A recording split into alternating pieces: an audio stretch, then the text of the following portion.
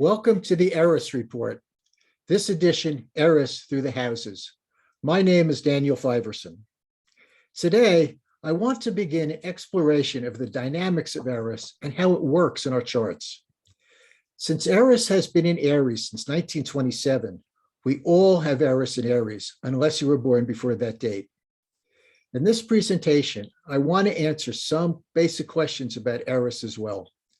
Who is Eris? What is she about? How does she mirror and shape, quote, who we are? Is she good or is she bad? I'm going to provide some preliminary background, and then we will look at the charts of three people with Eris in the first house. Three people who have some interesting traits in common and how they responded to them in remarkably different ways. So, the dwarf planet Eris was named after the goddess of strife and discord. She was discovered in 2006. There was a tremendous controversy surrounding her. And actually, I'm getting ahead of my story. I would jump to that bit in a second. But her discovery was generated strife and discord. She was named. As a goddess, she is primordial. And actually, there were two goddesses named Eris. The primordial goddess was actually the second generation, maybe even we could consider it the first generation after chaos. She was born from night, Nyx, with the Greek word for night, and air, Erebus, were the two Greek gods that mated or bore her. But there was a second Eris, according to mythology, Homer talks about it, who was the twin to Eris, the Greek god of war. When you read different mythology books, some pay attention to this, some don't, but nobody really has any definitive answers. And what it really revolves around is that it's so many thousands of years ago that these stories have come from. We only have a handful of records really to go by. We don't know what other records were out there that were lost. But Homer and Hesiod both describe two different Erises. I think that the Eris who was the twin to Ares, the Greek god of war, was actually also called Enyo, but that's another whole story. So at her discovery, her working name was Xena, the warrior goddess after the TV program. And I think that's a very appropriate name because she is a warrior goddess. It is part of who she is.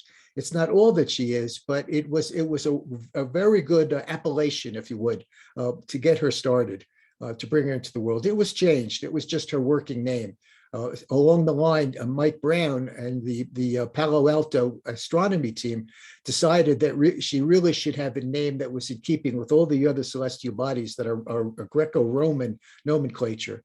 And he wanted to have a female name because he felt that there was a real shortage of female named bodies. So and his favorite was Eris. He was kind of saving it.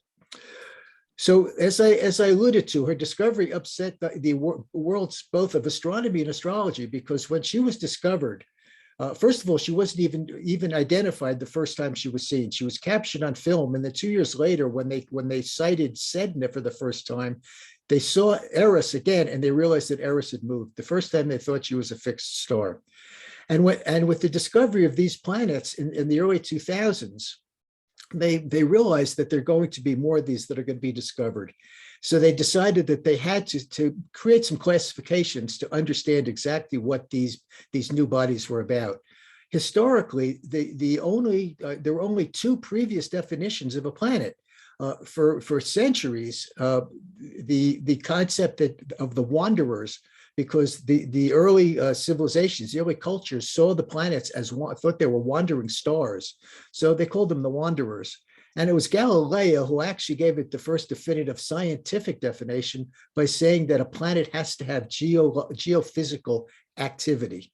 But that was, back in the 14 or 1500s, and nothing was decided since. When Eris was discovered, everything was thrown up in the air, and as a result, they defined some issues, some means by which the planets would be defined, and Eris was made a dwarf planet, and Ceres, which was an asteroid, was also made a dwarf planet. However, Pluto, was demoted from planetary status to dwarf planet as well.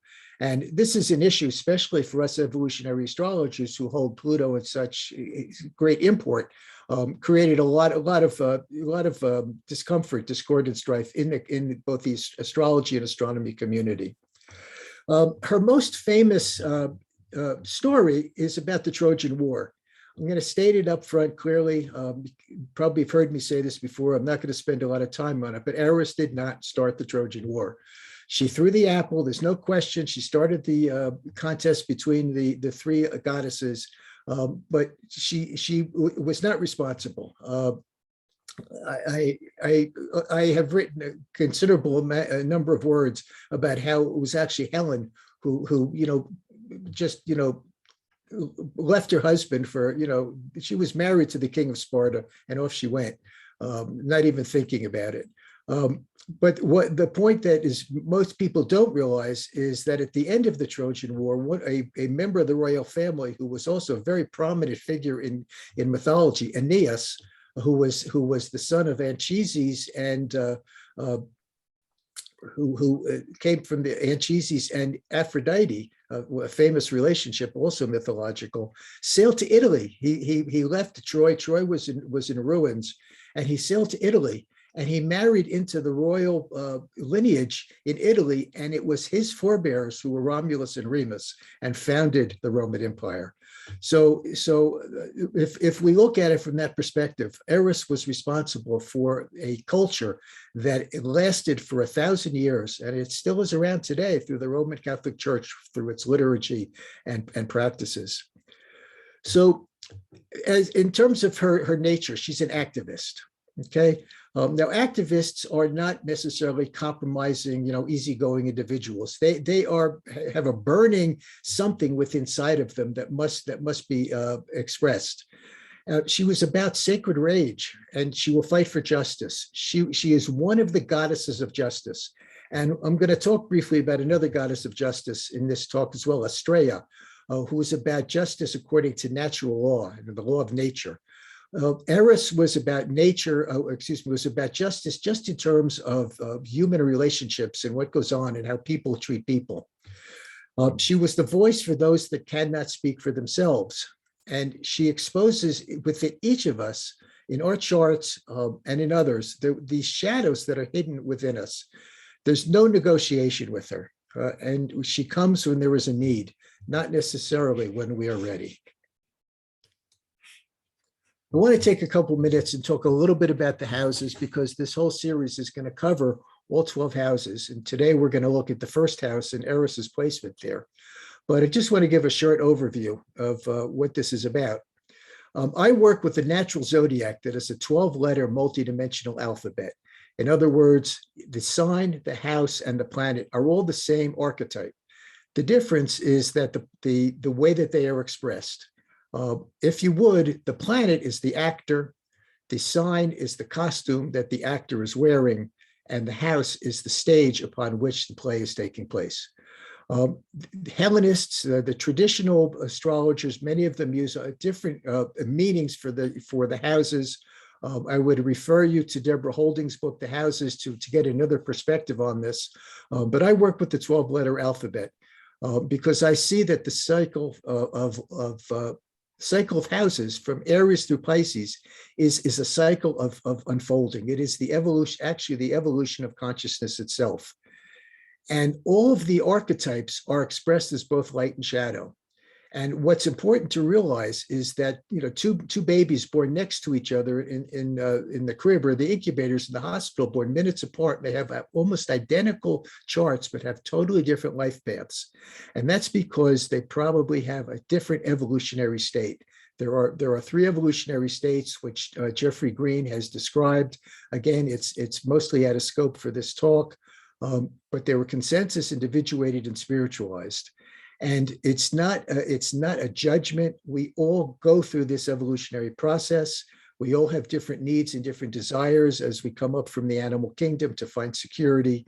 But it's really what's expressed. It's really observation. And as an astrologer, It's important to understand the evolutionary state to the best of our ability of the clients that come to us, so that we can understand how their planets and signs, their archetypes are working. And what I do is I always get context, because it's about taking the context of the person's life and overlaying it on the chart, rather than overlaying the chart in some cookbook manner on the client. So in consensus, the archetypes will seek security by being the sameness with others. They want what other people have. They dress the same. They talk the same. They want to get ahead. They want to learn how to play the game of life. In the individuated state, there's a rebellion to consensus thinking, because there's a realization that comes that, yes, I am like everybody else, but I'm not like everybody else. I have talents. I can play the piano. I can sing. I can paint. I can draw. I have basic things that I've developed, perhaps over many lifetimes, that are my strengths and my gifts that will help me achieve the evolutionary intentions and goals that I have in this lifetime. And in the individuated state, we begin to recognize that there are two kinds of law. There's man-made law and there's natural law. Man-made law, we stop at a green light, we don't hurt people, men marry women. These are probably the most common ones that we're aware of. There are natural laws, which are really the rules and the laws of nature, which are much broader.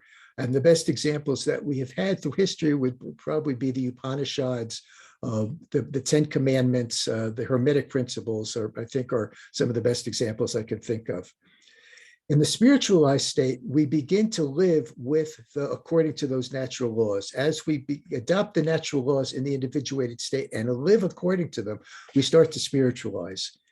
Just as an aside, 80% of the people on the planet are in a consensus state. 20% are in an individuated state. The visionaries, the poets, the artists, the musicians, all have taken their creativity, their talent, and shown us that there must be something else than just material success. And when we begin to live according to those spiritualized laws, we move into a spiritualized state. And spiritualized doesn't mean religious. The religions are all back in consensus. They're patriarchal. They're good and bad, evil and damnation, all that fun stuff. There is only natural law. The universe, the animal kingdom does not have hell and damnation. They just have the natural unfolding of evolution. So today we're going to look at the first house, and that also, what we say about the first house also includes the ascendant and aspects to the ascendant, Mars and Aries. So the first house is how we meet the world. Okay, it's our mask. It's the face that we wear. It's the face that everybody sees, and it's kind of like the tip of our nose. Everybody else can see it, but it is hidden from us. We don't really see that mask that we're wearing, but it's what everybody else sees when we encounter them. But in general, it's the nature, it's the expression of ourselves, of how we meet the world. It's totally instinctual. There's no precognition. It is I am that I am. The first house correlates to our energetic body.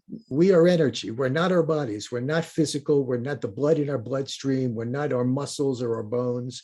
We are the life force that lives within those organs. When that life force is gone, we cease to live. Our body may take, however long to decay in the ground, but we're long gone. It's also our overall health.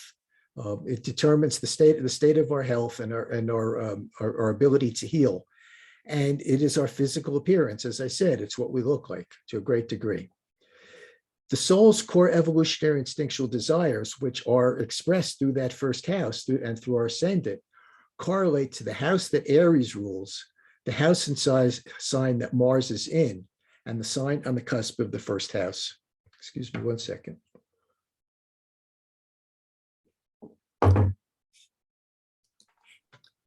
So one of the questions I get asked most is, my ephemeris, the astrology software that I use, it doesn't have Eris in it. How do I find Eris? Where is Eris? Well, I've given you a cheat sheet here that you can look it up. I printed this out of solar fire, but there's another way to do it as well, because Eris has been in the sign of Aries since 1927. So unless you know somebody who was born before that date, Eris is in Aries in your chart or their chart. It has roughly a 559-year highly elliptical orbital cycle and spans on average 109 years in Aries. That's 20%. That's 1/5 of the entire orbital cycle of 12 different signs in one sign. This year, it's unusually, this transit, it's unusually long. It's 120 years. It's going to remain in Aries until 2048. Aries transits over each degree in Aries for approximately 3.5 years. It goes over every sign almost 4 times, retrograde direct, and really activates each sign. That's why the transits that we're having at the moment and in our century have been so intense, because Eris has been drilling down on them 2, 3, 4 times. So to do the mathematics, if you subtract 1927 from the year you were born and divide that number by 3.5, it will approximate where Eris is in Aries in your chart. And here you see I have it print out here from 1960 through 1995. It should cover most of our listeners. I also discovered another interesting correlation. I selected 350 charts with Eris in the first house from solar fire. And what I discovered, actually, I did 18 charts the first time. And what I discovered was that the majority of the rising signs in these charts was in Aquarius, Pisces, and Aries. So I wasn't quite satisfied with the data just from 18 charts. I went back and I got 350 charts. And guess what? It correlated it to a T, the same percentages pretty much. It's interesting. And I thought about it. And when you see the charts that we're going to work with in a minute or two, you'll understand why this is true. What I discovered was that there is an elemental correlation between the house and sign that Aries is in, the house that Aries is in, and other elemental, other points in the chart. For instance, a lot of the first house Aries charts would have moon conjunct Mars, moon in Aries, sun in Aries, or in Sagittarius, okay? Or in Leo, in any of the fire signs. So it's the fire element that is accentuated, not necessarily the sign or a particular planet. That element was totally, permeating the sign, and it didn't necessarily mean that was the most active or highest strength element either. It just meant that sun, moon, and outer planets, and again, you're going to see it in these charts we're doing today, were all in fire signs, or in relative to fire signs, or ruled by a fire sign, because you sometimes have to go 2 or 3 layers deep. Very, very interesting, and it also correlates out through the other houses as well. That as we go through Taurus, there was a predominance of Earth, and in Cancer there was a predominance of water. So in the second, third, fourth houses. So it's something that carries through. And I thought it was very interesting. I'd not seen this written about or anybody talked about this. So the first chart I want to look at is Joan Baez. And I look at this picture and it's almost as if I can hear her singing, "We Shall Overcome." We all know her. We grew up with her. She was an amazingly important figure, one way or another, in all our lives, and she's still around. She's still working her magic. She's an Aries rising chart, and I've chosen 3 charts: 1 Aries, 1 Aquarius, and 1 Pisces. So she has 4 planets. Obviously, Lilith, Satan, is a planet, and the lunar south node is not a planet, but she has 4 celestial bodies in Aries in her first house. And her Eris in Aries is ruled by Mars in Sagittarius. So there's a second fire correlation. And it's in the 9th house, which is Sagittarius's house. And her Eris is in the early degrees of Aries. As I said, the dispositor of Mars of Eris is Mars. Mars in Sag in the ninth house is an apartile disseminating trine to Eris. And we're going to see, you've heard me talk about the disseminating phase. We're going to see a couple of disseminating phases today. The disseminating phase is broadcasting. It's taking what has manifested, what has been realized at the full moon. It's the phase after the full phase opposition. And it's disseminating and it's spreading it out through the social sphere, through the rest of society. That's what her work has been. She's dedicated to spreading the word and to making as many people understand and see for the truth of what's happening in the world around us and the injustice that we're all born into and are surrounded with, and that has all coming to a head in these current times. Sagittarius is ruled by Jupiter in Taurus, conjunct Saturn, and it's chained to Astraea. Astraea is that second goddess of justice. She is the goddess of justice. Astraea was the Greek god, the Roman god. The Greek god was Dike, D-I-K-E. And she would punish anything that contravened justice between people, any kind of natural justice, or justice that contravened natural law. And Eris is conjunct the ascendant, the lunar south node, and Lilith. Again, all in Aries, right on her ascendant. And her Uranus is also in Taurus in the second house, right there with Astraea. So her Jupiter, Saturn are conjunct Astraea, and Astraea is conjunct Uranus. So I kind of see them that they're all chained together, that all the energy, that Jupiter, Saturn, and Astraea energy is all funneled into Uranus, into her way of becoming and how she's actualizing herself and who she is as part of the community. She met the world with a radical instinctive sense of herself. She was independent and working for balance and justice in the world. Her lunar south node was imprinted with traumatic, oh, you know what, I'm sorry, I skipped over something, guys. I got to read her context, so I apologize. Let me go back because this is important. Get carried away, I just go right into the slide. Let me read this to you so that this will make sense, because this is where all these interpretations are coming from. So she was an American singer, songwriter, musician, and activist. Her contemporary folk music often includes songs of protest and social justice. Baez was born in Staten Island, New York. Her grandfather, the Reverend Alberto Baez, left the Catholic Church to become a Methodist minister and moved to the US when her father was 2 years old. Her father, Albert Baez, was born in Puebla, Mexico, and grew up in Brooklyn, New York, where his father preached to and advocated for a Spanish-speaking congregation. Her father was a PhD mathematician and physicist from Stanford, and was later credited as a co-inventor of the X-ray microscope. Her mother was born in Edinburgh, Scotland, the second daughter of an English Anglican priest who claimed to be descended from the Duke of Chandos. Baez had two sisters who were both political activists and musicians. The Baez family converted to Quakerism during Joan's early childhood, and she has continued to identify with the tradition, particularly in her commitment to pacifism and social issues. While growing up, Baez was subjected to racial slurs and discrimination because of her Mexican heritage. Consequently, she became involved with a variety of social causes early in her career. She declined to play in any segregated white student venues, which meant that when she toured the southern states, she would only play at Black colleges.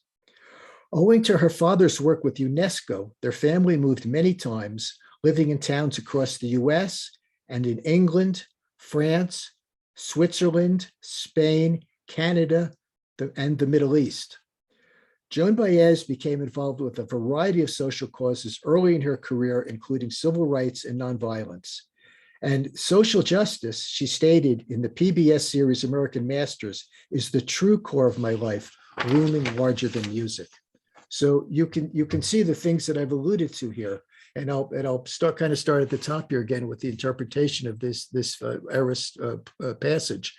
She met the world with her radical instinctive sense of herself. She was independent and working for balance and justice in the world. Her lunar south node was imprinted with traumatic memories of mistreatment. She was mistreated as a kid because they thought she was Mexican. They didn't know that her father was a award-winning scientist and that her mother was descended from Scottish royalty. They just knew that she had a Spanish name. Wherever she dedicated her life to heal social injustice as a result of her own experiences of persecution and feeling that others wanted to socially exile because of their foreign family heritage. That's Lilith on her south node. She herself felt a sense of exile, the way that she was treated, and she wanted to reach out for others who felt the same way. Her life path was dedicated to her self-development and the need to speak out against prejudice, racial and social injustice. This is her Mars in Sagittarius, which also is her world travel, but it's her Saturn conjunct with Estrella and Uranus as well. Justice for the rights of nature. She adopted a stance of radical resistance to the status quo and an intense need to speak her truth. Now she's got a moon in Gemini opposite her, that Mars in Sagittarius, in a T-square with Vesta and Juno. Her commitment to her beliefs was her sacred bond to herself. Her music was how she shared her compassion with the world. And there's a fire grand trine from the Mars in Sag to Pluto in Leo and Eris in Aries. It gave her creativity. She was highly creative. Her music poetically catalyzed radical activism in her generation. Her cycle of lessons is about becoming a citizen of the entire planet. She was a citizen of the world. Her life path was driven by her need to speak out against prejudice, racial and social injustice. And there's a water trine, an emotional trine of Mercury, Uranus, Chiron, Pluto. And a Venus Sag applies to last quarter square to Neptune in Virgo. Her experiences of other countries gave her the opportunity to envision a world community. And I am speculating or suggesting that Joan Baez is in a spiritualized state. So look at her transits.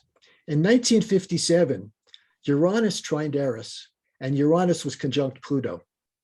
And Pluto was in a quintile to Eris. She bought her first Gibson guitar.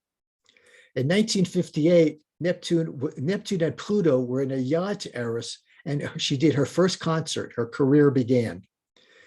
In 1959, the yod was still active, and she sang at the Newport Folk Festival for the first time. In 1960, she did her first New York concert as Pluto was in conjunct Eris, Neptune opposed Jupiter, and Saturn trined Jupiter, and Pluto trined Jupiter, Saturn. In 1962, she was on the cover of Time magazine as Pluto trined her Jupiter, Saturn, and Uranus squared her moon Saturn, and she had her first Saturn return. In 1962 to 1966, Eris was in a trine to Ceres. Those were the years of her when she really emerged, and we know the 60s. I know Timothy Leary said, if you remember the 60s, you weren't really there, but some of us do remember it. The 1967 Saturn conjunction, Saturn was conjunct Eris, and Uranus opposed Eris. It's the height of her career, 1967. And in 1974, with Saturn square Eris, she wrote Diamonds and Rust. Quite a woman, quite a remarkable member of her generation. I'm absolutely in awe. So let's look at a Pisces rising chart, Allen Ginsberg. Excuse me.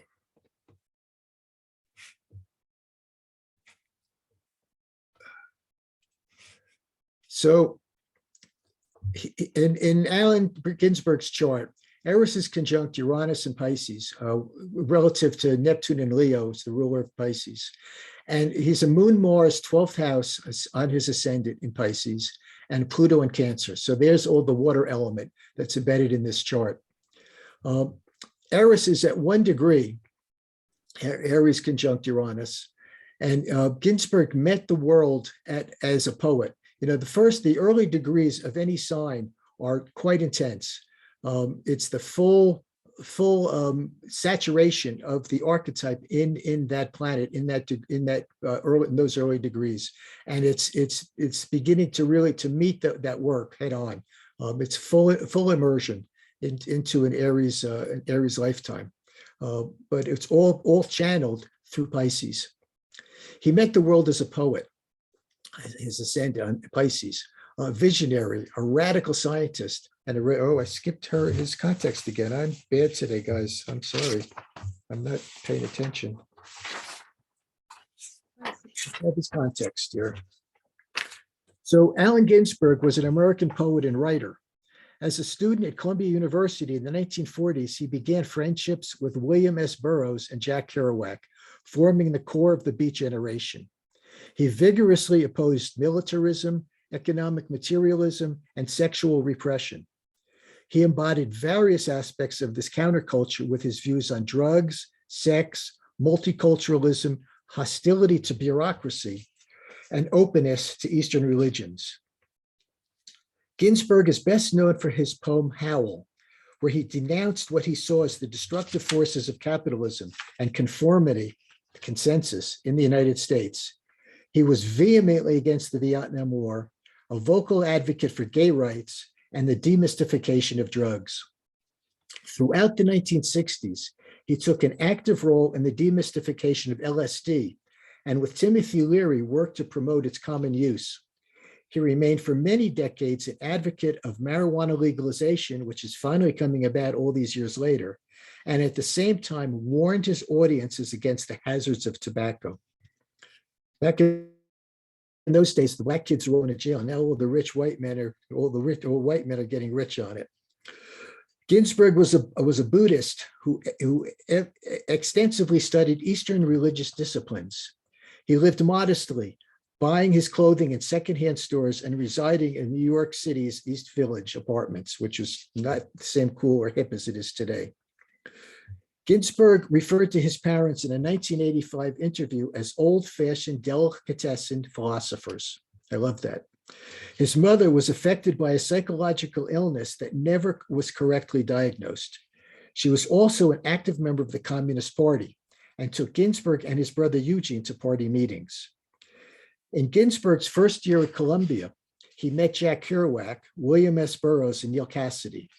They saw one another, they shared one another and saw in one another the excitement about the potential of American youth, a potential that existed outside of the strict conformist confines of post-World War II, McCarthy-era America. Ginsberg was never a member of the Communist Party himself. In 1948, Ginsberg had an auditory hallucination while reading the poetry of William Blake. Ginsberg claimed to have heard the voice of God, but later interpreted the voice of that of Blake himself as quote, the voice of the Ancient of Days. Ginsberg believed that he had witnessed the interconnectedness of the universe. Ginsberg's willingness to talk about taboo subjects made him a controversial figure during the conservative 1950s and a significant figure in the 1960s. In the mid-1950s, no reputable publishing company would even consider publishing Howl. The explicit sexual language that he used led to an important trial on First Amendment issues.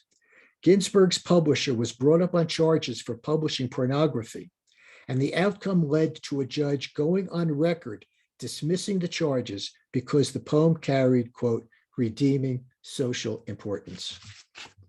Sorry for missing on that. So again, we can see all this Pisces Uranian energy that's right on his ascendant and how it emerged. It all came through as a poet, as a visionary, as a radical scientist. And his Uranus is at 29 degrees of Pisces. And similar to the first degree of a sign, the 29th degree is the anaretic sign. It is the anaretic degree. It is the last gasp of that sign. It is kind of like a balsamic dark of the moon, where it's hanging fire. The threshold, the liminal threshold out of Pisces and into Aries cannot be crossed until all the issues still hanging fire are resolved. Everything that was on the table in the Pisces transit are resolved and moved and cleared away and can be moved on. It's a need for resolution and closure. His Mercury is balsamic to the sun in Gemini, third house, and the moon is balsamic to Mars, Pisces in the 12th house, both balsamic conjunctions. And again, his moon is in a disseminating phase, just like Joan Baez. His emotional need was to broadcast his beliefs, his work, his feelings, his knowledge, his experience, and he did it through his poetry and his writing. His writing mirrors the dark of the moon.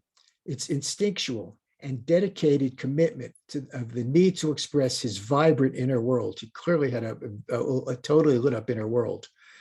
Vesta in Cancer applies to a disseminating trine to Eris, and Pallas in Leo separates from a disseminating trine to Eris. So there's the disseminating phase again. He was fluent in expressing the wide open channel of his inner voice and his innate authenticity. Pallas is our inner voice, that still small voice within us. It's the octave transformer between our higher mind and our lower mind. And Vesta is our authenticity. It's our sacred commitment to ourselves. Saturn in Scorpio retrograding in the 8th house separates from Eris. Ginsberg's subconscious experiences strongly influenced his perspectives about the world. He grounded his authority, Saturn, in his connections to other influential people, Scorpio, and collective movements, which is Uranus and Neptune.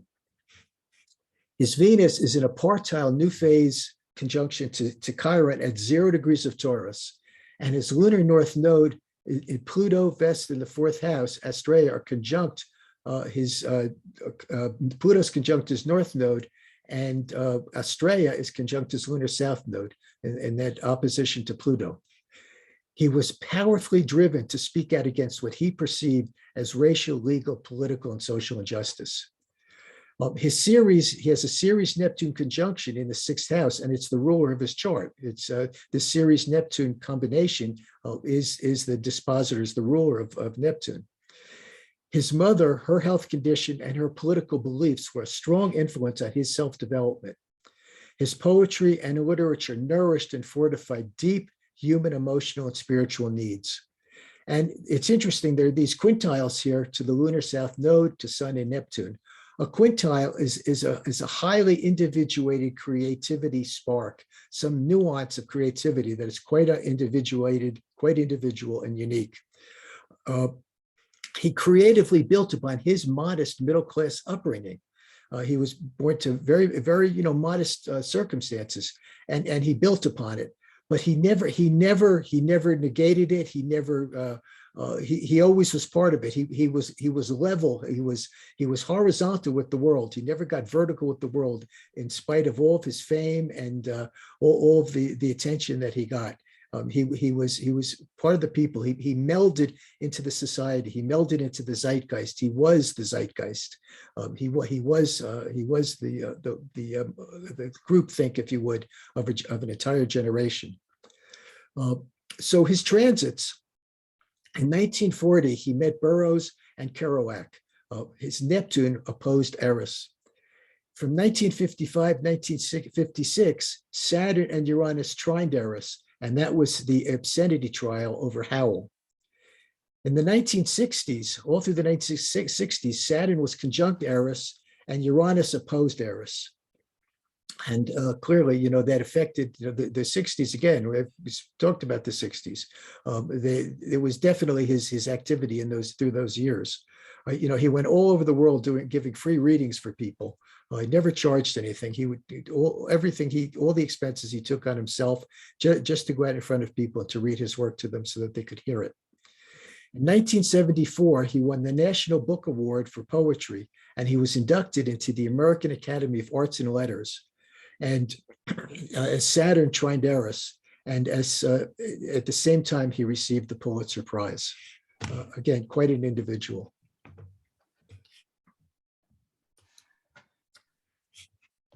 This third person, I had to choose, somebody who was not in a spiritualized state, someone who was not expressing the better side, the positive and most facilitating aspects and expression of Eris. We think of Eris really as very negative, and I wanted two people who had beautiful, colorful lifestyles, and there are many others that you're gonna see that I'm gonna use and talk about as the series unfolds over the next 11 months. But Heinrich Himmler was a good example of an Aquarius rising chart.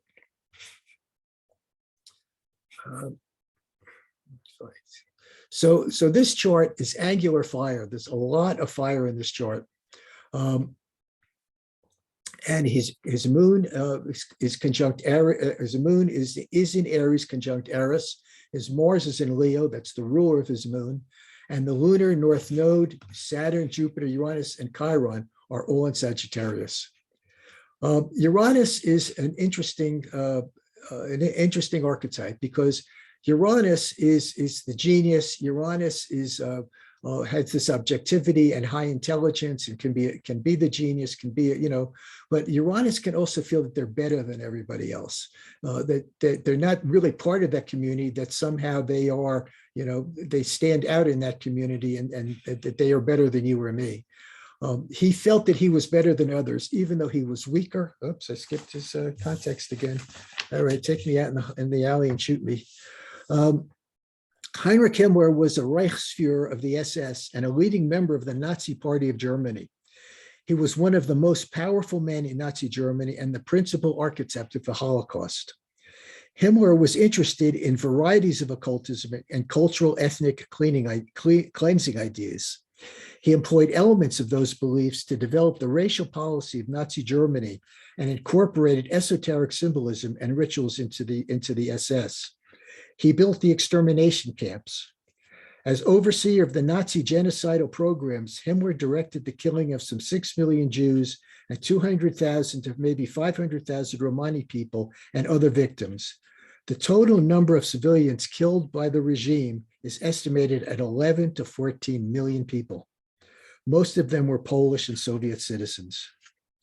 Himmler believed that a significant task of the SS should be, quote, acting as the vanguard in overcoming Christianity and restoring a Germanic way of living as part of preparations for the coming conflict between humans and subhumans, unquote. He was born into a conservative middle-class Roman Catholic family. His father was a teacher. He was named after his godfather, though, Prince Heinrich, a member of the royal family of Bavaria. While he did well in schoolwork, he struggled in athletics. He stunk at sports. He had poor health, suffering from lifelong stomach complaints and other ailments. He trained daily with weights and exercise to become more assertive in his youth. Other boys later remembered him as studious but awkward in social situations. Didn't get along with people. Himmler's diary shows that he took interest in current events. And had serious discussions of religion and sex. His father used his connections with the royal family to get Himmler accepted as an officer candidate in the Cadet Corps. He enlisted with the Reserve Battalion during the World War I in 1917. His brother served on the Western Front and saw combat, receiving the Iron Cross, and was promoted to lieutenant. But in November 1918, while Himmler was still in training, the war ended with Germany's defeat, denying him the opportunity to become a hero, an officer, or see any combat. Although many regulations against non-Christians, including Jews and other minorities, had been eliminated, anti-Semitism continued to exist and thrive in Germany and other parts of Europe. Himmler was anti-Semitic by the time he went to university and would avoid Jewish classmates. During his second year at university, Himmler redoubled his attempts to pursue a military career. Although he was not successful, he was able to extend his involvement in the paramilitary scene at Munich. At this time, he first met Ernest Röhm, an early member of the Nazi Party and co-founder of the Storm Battalion known as the SA. The Himmler admired Röhm because he was a decorated combat soldier, and at his suggestion, Himmler joined his anti-Semitic nationalist group, the Imperial War Flag Society. In 1922, Himmler became more interested in the, quote, the Jewish question, a wide-ranging debate in the 19th and 20th century European society that pertained to the appropriate status and treatment of Jews. His diary entries contain many anti-Semitic remarks and record several discussions about Jews with his classmates. As recorded in his diary, his reading lists were dominated by anti-Semitic pamphlets, German myths, and occult tracts. He took part in demonstrations against the Treaty of Versailles. Hyperinflation was raging, and his parents could no longer afford to educate all three sons. Disappointed by another failure to make a career in the military and his parents' inability to finance his doctoral studies, he was forced to take a low-paying office job. Excuse me. Himmler joined the Nazi Party in August 1923. As a member of Rome's paramilitary unit, Himmler was involved in the Beer Hall Putsch, a pretty famous event, kind of like January 6th, an unsuccessful coup attempt by Hitler to seize power. This event would set Himmler on a life of politics. He was questioned by the police for his role in the putsch, but was not charged because of insufficient evidence. However, he lost his job, was unable to find employment, and moved in with his parents in Munich. Frustrated by these failures, he became ever more irritable, aggressive, and opinionated, alienating friends and family members even more. In 1923 to 24, while searching for a worldview, Himmler came to abandon Catholicism and focused on the occult and anti-Semitism. Germanic mythology reinforced his occult ideas and became a religion for him. Himmler found the Nazi Party appealing because its political positions agreed with his views. Initially, he was not swept up by Hitler's charisma or the cult of Führer worship. However, as he learned more about Hitler through his reading, he began to regard him as a useful face on the party, and he later admired and even worshipped him. To consolidate and advance, Himmler took advantage of the disarray in the party following Hitler's arrest in the wake of the Beer Hall Putsch. He worked as a party secretary and propaganda assistant, traveling all over Bavaria, agitating for the party. He gave speeches and distributed literature. He joined the SS as SS district leader in Lower Bavaria. The SS was formed in 1923 for Hitler's protection as an elite unit of the SA. He was appointed deputy propaganda chief in 1927, which gave him considerable power over time. He began to collect statistics on the number of Jews, Freemasons, and enemies of the party. And following his intense need for control, he developed an elaborate bureaucracy. In 1927, Himmler told Hitler of his vision to transform the SS into a loyal, powerful, racially pure elite unit. Hitler appointed him Deputy Reichsführer SS. Himmler met Rudolf Hess, commandant of the Auschwitz concentration camp, and Walter Darré, who was a firm believer in the superiority of the Nordic race, and his philosophy was a significant influence on Himmler. So here we see somebody who's got a quite perverted sense of the world around him and his importance in it. He felt he was better than others, even though he was weaker. And he was clearly haunted by his failure to be able to fight and become a hero, and his inability to enlist in the military later. His awkwardness and lack of self-control, which correlates to his sixth house, Leo, left him emotionally exiled from others. It's Jupiter, Uranus, Chiron, Saturn. It's Sagittarius, Chiron is Sagittarius. Sagittarius often feels like a stranger in a strange land. They feel very isolated. They don't feel like they belong to the community in which they live. His lunar north node is in a new phase conjunction to Jupiter, Uranus, which is his chart ruler. He grounded his identity and achieved his status as a cog in the wheel of authoritarianism. That Uranus, even though it was not in his first house, played out right through his ascendant, right through the way he met the world. His moon is at 0 degrees Aries, and it's in a new phase conjunction to Eris and Pisces, retrograde. And his moon at 0 degrees in Aries is also squaring Saturn in Sagittarius and opposite Neptune in a T-square. It was easy for him to step over other people's individual boundaries. He had no regard for anybody's boundaries. He felt that since he was better than everybody else, since he hated most people in the world, since he probably hated himself, he could do whatever the hell he felt like doing, hell being the operative word. Mercury in Scorpio in the 9th house squares his Mars, Vesta, and Leo in the 6th house, and it opposes Ceres in the 12th house. His self-narrative was characterized by his personal disappointment and mistrust of those different from himself.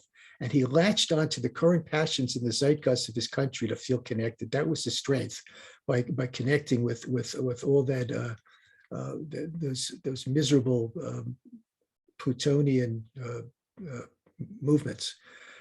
Hitler was a third stage consensus evolutionary state. He was at the top of the heap, and he thought he had it made. So let's look at his transits. In 1922, he developed interest in the Jewish question as Saturn opposed Eris. In 1923, as Eris squared Neptune and Eris squared, as Neptune squared Eris and Saturn also squared Eris, he joined the Nazi Party. In 1929, he was appointed Reichsführer, that's a mouthful, SS Saturn conjunct Saturn. Saturn was conjunct Saturn. He was appointed to the head of the SS.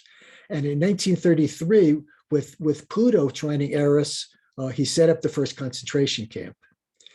In 1934, as Pluto trined Eris, also still enshrined, he became head of the Gestapo. In 1942, as Saturn squared Eris, he came up with the final solution, which was the extermination camps and the use of cyanide. Bullets were getting too expensive. They had to find another way. And 1943, with Saturn also square Eris and Uranus opposite Eris, he became the director of the secret police. So what have we seen? What have we learned? There's an elemental framework that supports the house placement of Eris. Whatever house Eris is in, it is supported by the element of that house elsewhere in the chart to emphasize Eris's placement and importance in that house, and just add to that the character and the intensity of that archetype, that elemental archetype. In first house Eris people, there's a radical quality in their nature of how they instinctively meet the world. Joan Baez, Allen Ginsberg, Heinrich Himmler, and I could quote, we could look at 6 or 10 others with the same type of impact on the world around them. They met the world as pioneers. They met the world as warriors, as her as the warrior goddess. They came out of their corner fighting. The evolutionary state of the individual determines the expression of the transits. That's pretty much a given in all the astrology that we do. Eris expresses as either positive or negative influences through both facilitating and challenging transits. So in other words, if someone is expressing Eris in a positive way, even the challenging, difficult aspects are going to further their soul's intentions going forward. And certainly the facilitating ones as well. And the opposite is true with someone who is really expressing a negative energy of hate, or something that's less than positive, that the facilitating aspects are just going to feed that, just going to make them bigger, and the challenging aspects are just going to increase the pressures on them to feel that way. And in each of these life stories, as in our own lives, there's an observable fated quality to each of these life stories.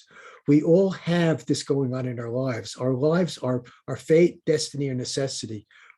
You choose which of those goddesses you think is pulling the strings, but we're all on a fated path. We're all unfolding on track along a pathway that has in some ways been predetermined. It's not predestination. But the circumstances, the people, the opportunities that come up in our lives are coming in on schedule. That's what astrology tells us. Astrology shows us that calendar of the people and circumstances and opportunities that are going to come up for us. Our free will is how we respond or react to those opportunities, people, and circumstances when they show up. This is how you can reach me. My consultations help you feel your passion, which definitely leads you to find your purpose in life. I do these astrological weather reports, and Eris reports here. As often as there's something to talk about, I will be doing 11 more of these Eris through the Houses talks for the next 11 months. You can read what I have written in the past on my website for evolutionaryastrology.com, and on Facebook. I post all of the announcements and lead-ins to all of the things that I'm working on and talking about. This is how you can get in touch with me at my email address, daniel@forevolutionaryastrology.com, or 505-930-2748. I hope that this was helpful. This is the first of these talks in this series that I'm doing. I would love to hear your feedback, whether you felt that this information was useful, whether it was helpful. Was there something in it that you felt you didn't need to hear or didn't want to hear? And don't tell me it was Heinrich Himmler. Or is there something else that you feel that I could have talked about that I didn't?